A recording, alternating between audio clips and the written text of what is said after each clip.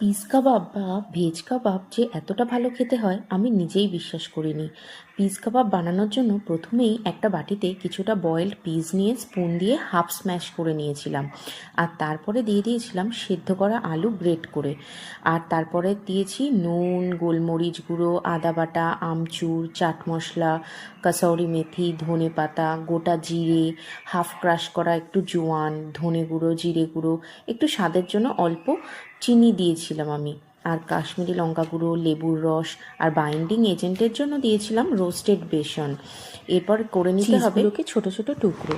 এবার হাতের মধ্যে একটুখানি ঘি মাখিয়ে সেই মণ্ড থেকে, কাবাবের মণ্ডটা থেকে একটুখানি মণ্ড নিয়ে মাঝখানটা গর্ত করে স্পেস বানিয়ে একটুখানি চিজের টুকরোগুলো দিয়ে ভালো করে গোল করো বা চ্যাপ্টা, যেরকম খুশি গড়ে নিলেই এবার তৈরি হয়ে যাবে কাবাবগুলো।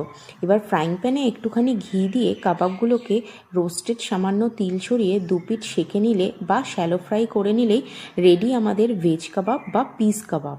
সম্পূর্ণ নিরামিষভাবেই আমি তৈরি করেছি এই কাবাবগুলো, আর নিরামিষের দিনেও এরকম একটা কাবাব তোমরা বাড়িতে বানিয়ে সত্যি বলছি বাড়ির সবাইকে তাক লাগিয়ে দিতে পারো। আর মেল্টেড চিজটা যখন মুখে পড়ছিল না পিজের সাথে, সত্যি বলছি ননভেজ কাবাবকেও ভুলে যাবে তোমরা, এতটাই ভালো খেতে হয়েছিল।